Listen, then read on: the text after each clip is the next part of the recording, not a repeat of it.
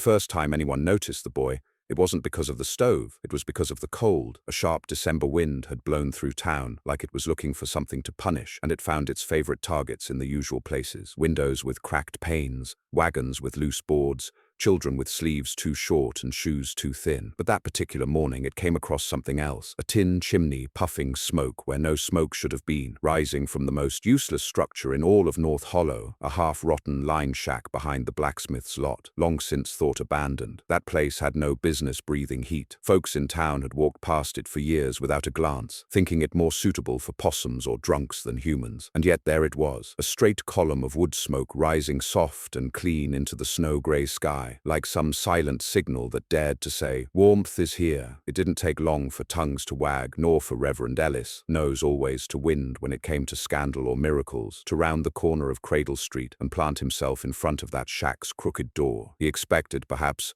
a drunk sleeping off a miracle, or one of old Emmett's boys playing squatters again. But he found neither. The door creaked open before he even knocked. There stood a boy, maybe 11, maybe younger, wearing a shirt 2 sizes too big, patched up in places with what looked like strips of grain sack, eyes hollow from hunger but locked steady on the Reverend's face like he wasn't afraid of God or man. His hair was the color of soot, and his hands were red with cold, but behind him the room glowed. It wasn't a glow from lanterns, nor from any rich man's fireplace. It was from a stove, an old rust-bitten belly stove that had sat cold and broken for years. Its flue dented, its ash pan warped, the seams around its cast iron belly split from years of neglect. And yet there it stood, warm and steady, radiating heat like a new sun in a poor world. The Reverend stepped back before speaking, almost afraid the thing would vanish if he blinked. "How long you been in there, boy?" "Since the wind turned," the boy said. "3 nights back." "You run away?" The boy looked down at his bare toes. "Didn't have no one to run from." That was how it started. Not with a claim or a miracle, not with invention or pride, but with a quiet boy inside a broken shack and a stove that shouldn't have worked. The town was too small for secrets, and soon every tongue from the dry goods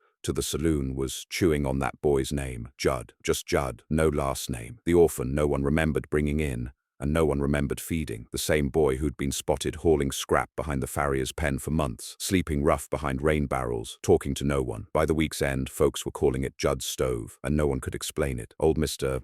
Harris had tried to fix that stove once, years ago, back when his hired hand still lived out there. He gave up after half a day, muttering about cracked fire brick and a warped plate that pulled in more smoke than heat. The thing was as good as dead, and now it roared like a steam train. When Mrs. Kettle, a woman who never missed a chance to inspect a mystery with her nose, asked Judd what he'd done to fix it, the boy said nothing, just shrugged and spooned more beans into his mouth. "He's got a trick," she whispered later. "Some secret fix." The men didn't like that, not because they didn't believe it, but because they did. The stove shouldn't have worked, but it did, and it burned clean. So clean, in fact, that when old Bertie's boy wandered up there and shoved his bare hands near the pipe for warmth, he came running back saying it only took 1 log. "1," he said, "and it's been going for hours." That changed things. See, North Hollow wasn't poor by accident. The valley was wind-bitten and stubborn, and the trees were thin and slow-growing.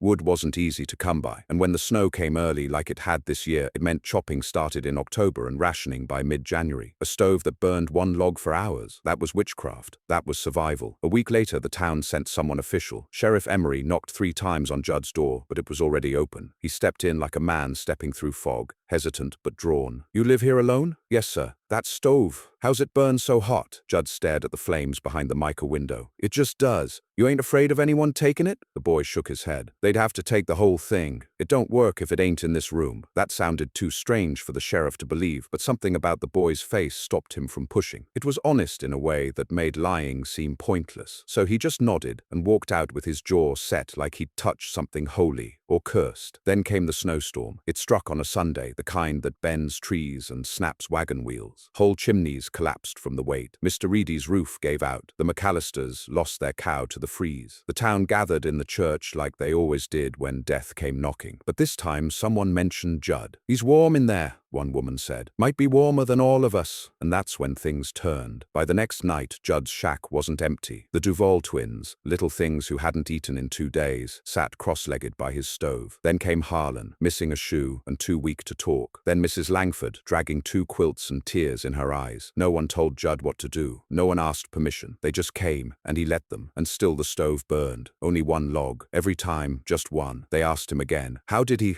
Fix it? What did he do? Judd never changed his answer. I just figured something out, that's all. That wasn't enough for everyone. One man, Mr. Fowler, who thought himself smart for having read the Farmer's Almanac cover to cover, decided he'd seen enough. He waited until night, came in with a wrench and a plan, said he was going to take a look inside the thing and maybe bring it to town where it could do some real good. Judd stepped in front of him. Don't, the boy said, his voice quiet. It won't work if you move it. Fowler laughed. Boy, you're too young to know what works and what don't. He pushed past, and the stove went out. The fire didn't sputter. It didn't fade. It just stopped, like someone snapped their fingers and stole the heat from the world. Judd didn't cry. He just knelt by the stove, laid a hand on the cold iron, and didn't speak. It took 3 days to get it lit again. No one ever touched it after that. But the questions kept coming. What had he done? What trick had he learned? And why wouldn't he share it? Judd never said. Not because he was selfish, but because he was afraid they wouldn't understand. Because the truth wasn't something you could hammer into shape or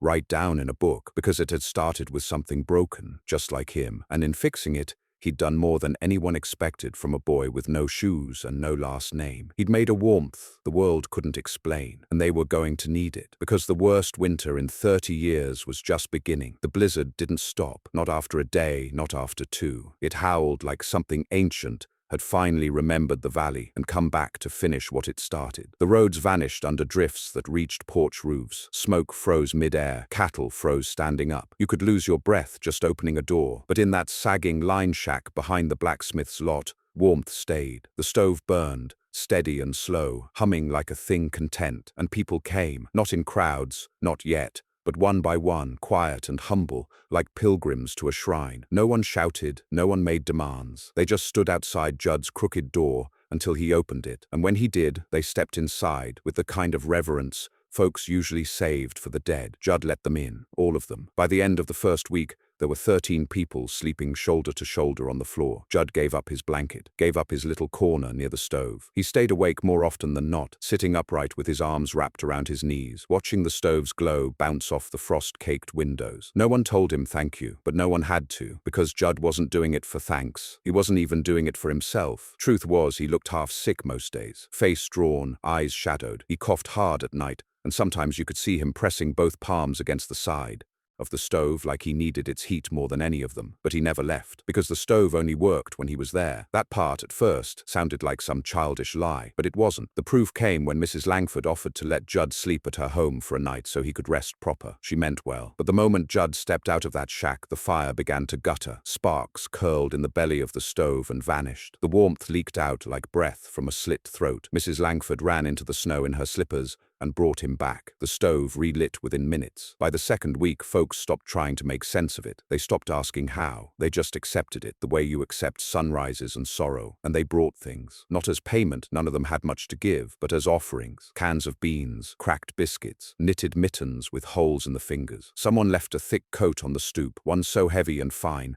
it might have belonged to the mayor once. Judd didn't wear it. He draped it over Harlan, who hadn't stood up in 3 days. More people came. Quiet knock after quiet knock. By the third week, there were nearly 30 bodies packed into that one-room shack. Women, children, men who hadn't cried since their fathers died. And Judd stayed in the center, near the stove, not talking much, not eating much, just being there, because somehow that made it work. Theories bloomed like frost on windows. Some said Judd had discovered a special kind of airflow, some trick with the pipe and the way the shack leaned east. Others whispered he was born under a strange star. A few said nothing at all, just crossed themselves before stepping inside. The truth was simpler, but no one wanted to hear it, not even Judd, because he didn't fully understand it either. All he knew was that he'd fixed the stove the day after he found the note, a scrap of paper pinned under a stone outside the smithy's barn. It wasn't from a preacher, it wasn't from a scholar, it was just a faded page torn from a book, no cover, no title, just 3 lines. Heat is a story, it burns when someone believes it will. Fuel feeds fire, but meaning gives it shape. Judd hadn't understood it at first, he still didn't, but something in those words crawled into his bones. He hadn't had much meaning in his life, not since his mama died coughing into a flour sack to keep Judd from hearing, not since the last man who called himself kin turned him out of a wagon in the middle of a snowed-in pass. But the stove needed a reason to burn, so Judd gave it one. He sat beside it, thought about her, about the way she used to stack the kindling in careful lines, like it was a sacred ritual, about how she used to say, "If the fire sees you're grateful, it stays." Judd hadn't believed her then, but now Now he sat beside the stove and whispered old memories like prayers. He told it stories, not out loud, not with words, but with thoughts, with presence, with grief, and somehow that was enough. Some nights, he'd fall asleep with his palm pressed to the side of it, and he'd swear the iron pulsed beneath his fingers. Not heat, not metal, but something slower, older, like the heartbeat of a thing that had decided to care back. That's when he knew. The stove didn't work without him because he was its fire. Not magic, not invention, just meaning, just need. And meaning once discovered can't be taken apart with a wrench or copied with blueprints. It has to live inside the person who gave it breath. That's why no one could steal it, and that's why it scared the reverend. Because by the start of the 4th week, the town had stopped looking toward the church. When the wind howled, they looked toward the shack, toward Judd, and the reverend couldn't bear that. So he came, not as a pilgrim, but as a judge. He stepped into the shack one afternoon, with the snow still caught in his beard, his boots wet, his face stiff with something harder than cold. "This ain't right," he said, loud enough for everyone to hear. "One boy's stove shouldn't warm this many souls. This is imbalance. This is unnatural." The others didn't look at him. They looked at Judd. Judd didn't stand, just stayed where he was, eyes low, hand near the stove. "It ain't about me," the boy said. "It's just what we need." The reverend's lip curled. Need comes from God, not from a boy with no kin and a heap of iron he can't explain. That was when Mrs. Langford, who hadn't raised her voice in years, spoke. "Then let God come take it away." Silence fell, thick as snow. The reverend turned on her like she'd blasphemed. "You'd speak to a man of God that way?" But her eyes didn't flinch. "He's the only one keeping my baby from freezing. If you got a better miracle, you best bring it now." The reverend left. That night more people came. That night the stove burned so hot Judd had to crack the windows to let in the cold. But it cost him, because every night the stove burned, it took something from him. Not blood, not strength, but memory. He could feel it, slipping, the edges of his mama's voice, the way the wagon creaked when he used to sleep beside the wheel, the smell of her hair. The stove fed on stories, and Judd was running out. He started speaking less, sleeping less. One morning, Mrs. Kettle found him half-conscious, slumped beside the stove, lips cracked from dehydration. She tried to make him eat. He shook his head. "It needs me more." "No stove should take more than it gives," she said, weeping. Judd smiled. "This one does," and she couldn't argue, because even then her hands were warm. Even then, her grandson, burning with fever days earlier, slept in perfect comfort beside the iron belly. But whispers started, that Judd was fading, that he was giving himself to it, that maybe he was the fire.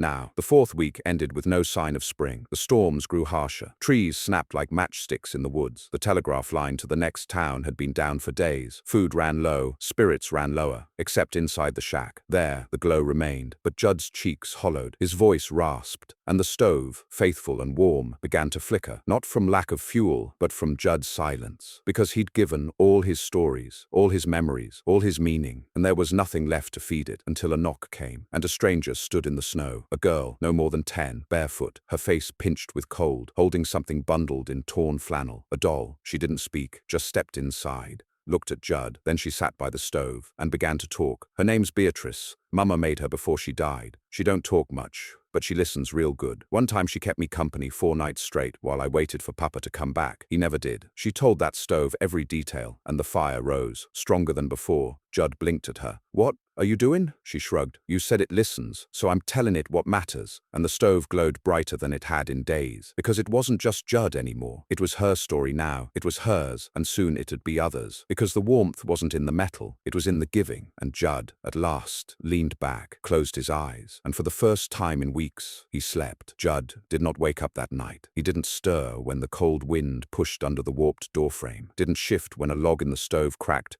and threw orange light across the faces of the others. He lay still, blanketed now with the coat someone had once left for him, and his breath came slow but even. For once, the ache behind his ribs was quiet. The others noticed. They watched him like watchers at a sickbed, waiting for his eyes to open, for his small voice to say something about wood or warmth or what the fire needed. But he said nothing, and the stove still burned. That frightened them more than if it had gone out, because for weeks the whole town believed the stove needed him. His touch, his grief, his presence. Now it burned on its own, not roaring, not wild, just steady. "Maybe it's done taking," someone whispered. "No," came the girl's voice. "It just Found more to hold? She sat near the stove again that morning, knees tucked under her, her little doll folded in her lap. Her name was Clara. She hadn't said it until then, like she was waiting to see if the place would keep her. Now she looked around at the 30-some people, stuffed wall to wall, most still bundled in blankets, some dozing, some quiet, all of them warm. "I got more stories," she said softly. "I remember the time my papa let me wear his big hat while he fixed the barn door. It kept falling over my eyes, and I kept laughing so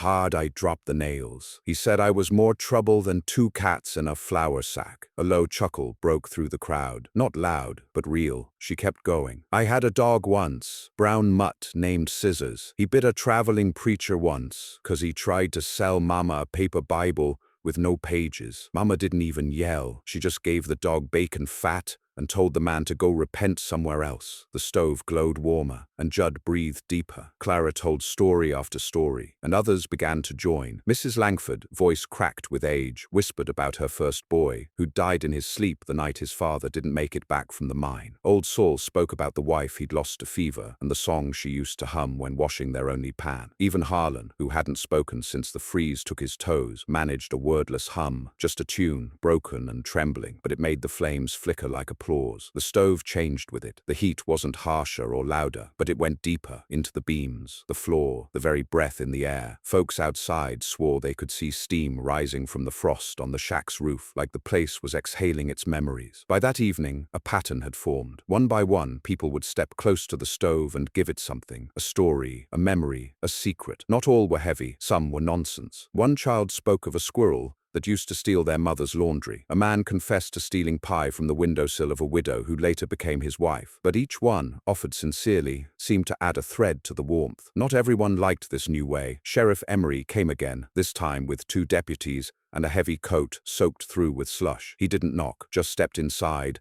looked at the crowd, and then at Judd, still unconscious, cheeks sunken but peaceful. "What's going on in here?" the sheriff asked. No one answered. He looked at the stove. "That thing shouldn't be working without the boy." Clara stood. "It is, because we're helping now." Emery's eyes narrowed. "This ain't right. This ain't normal. Something like this don't just spread." Clara's doll fell from her lap and hit the floor with a soft thud. "He shared," she said, eyes locked on the sheriff. "So now we do too. You saying this whole room's some kind of spiritual furnace?" He scoffed. She shook her head. "No, I'm saying it's like a heart. If we all feed it with what we carry, it keeps beating." One of the deputies shifted uncomfortably. The sheriff snorted. "You all sound like lunatics, whispering to a hunk of iron like it's a priest." But no one flinched, because no one was cold, because the truth of the stove was no longer a mystery. It was a choice. You could give a piece of yourself, or not, but if you did, it gave warmth back. And the sheriff, for all his shouting, wasn't warm. He left without another word. That night, Judd finally opened his eyes. The first face he saw was Clara's. Her cheeks were red from heat, and her voice was hoarse from talking, but she smiled wide when he blinked. "You came back?" she said. Judd didn't speak for a while. His throat was raw,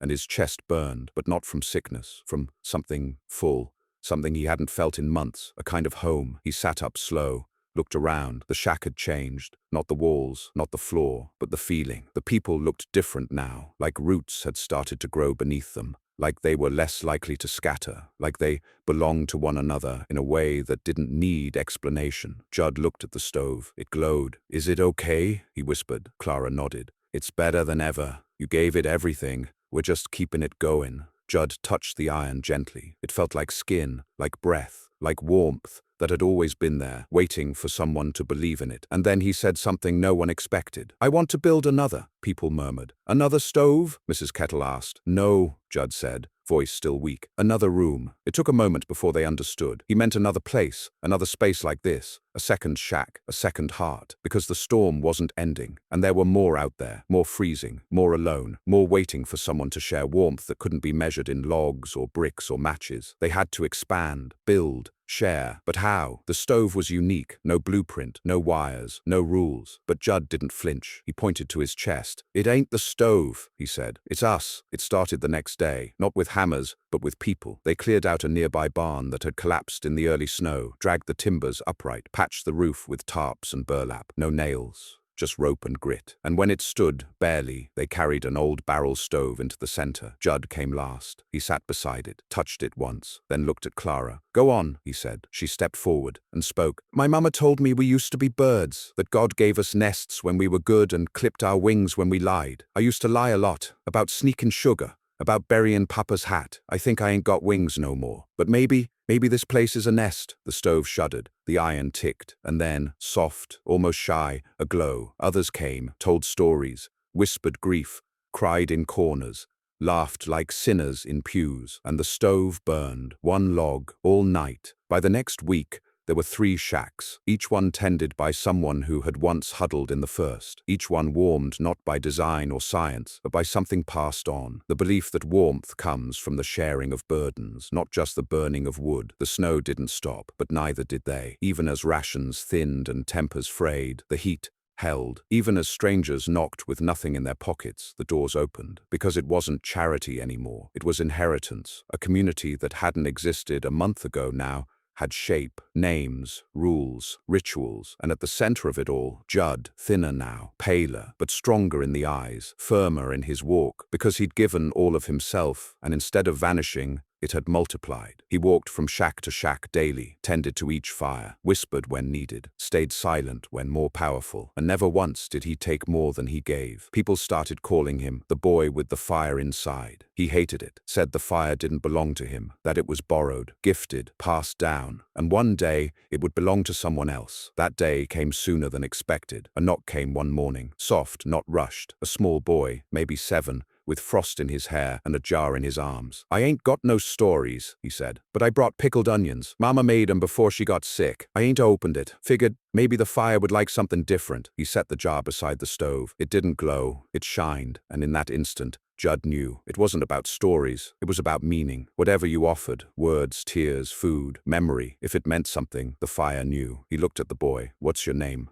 "Lyle." "You got a place to sleep, Lyle?" "No, sir. You do now." Judd gave him his cot, his corner, even his own blanket. That night the fire burned a color none of them had ever seen, soft blue, like sky after snow, and Judd, smiling faintly, turned his face to the window, where sunrise was finally pushing through. When the thaw finally came, it did not arrive with trumpets or sudden warmth. It came in pieces, a drip from the church eaves, a crack of ice surrendering to the sun. The wind changed from howling to whispering. Wagons began to move again. Doors, once barred against blizzards, opened slowly like eyes waking from sleep. But in North Hollow, no one ran out cheering. They stepped out quietly, cautiously, because something had changed, not just in the air, but in them. What started as Judd's lonely miracle had grown into a system of little warmths all across town. 7 makeshift warming shacks now stood in the spaces once ignored or abandoned, each one watched over by someone who had once huddled, trembling, beside a stove in the first shack. Now they knew what to do. They knew what to give and when to step back. The town had become something new, something held together not by law or trade or even blood, but by shared memory, by warmth, not of heat but of meaning. Stories had been passed like bread, pain like water from a single cup, and those things changed people, welded them. Judd hadn't been outside in days. His body, while still breathing, had given much, too much. Mrs. Langford sat beside him each morning now, wiping his brow with a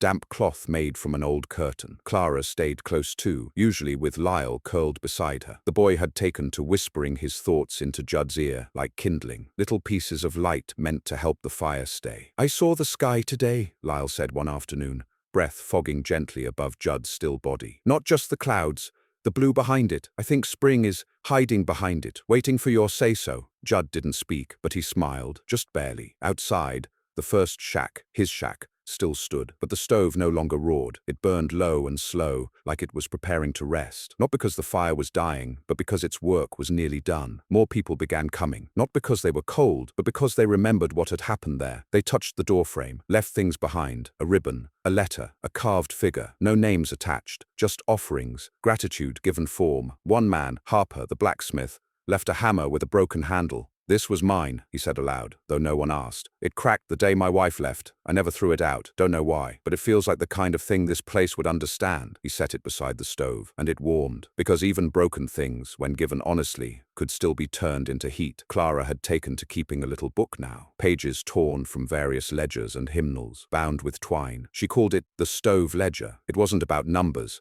It was about names, events, stories, who had spoken and what they'd said. She read from it every night, sitting beside Judd. "This one's from the reverend," she said one evening, her voice caught somewhere between pride and disbelief. Judd's eyelids fluttered. "He came by," she went on. "Didn't ask for anything, just sat down, said he wanted to leave something behind." She read the note aloud. "I have spent years preaching a fire I could not feel. I now believe that true warmth is made from the act of listening, not shouting. I still believe in God, but I think he lives in this stove, or in the people who keep it lit. Maybe that's the same thing." Clara paused, then added quietly, "I think it is." That night, Judd stirred. He sat up fully for the first time in 3 days. Hands trembling, he reached for a ladle and poured himself a cup of thin soup. His fingers wrapped around the tin like it weighed more than iron, but he drank it, then looked up. "Did the sky come back?" he asked. Clara nodded, tears threatening. "It's blue," she said. "Like you said it would be." He let out a soft laugh. "Good, I didn't want to miss it." He stood,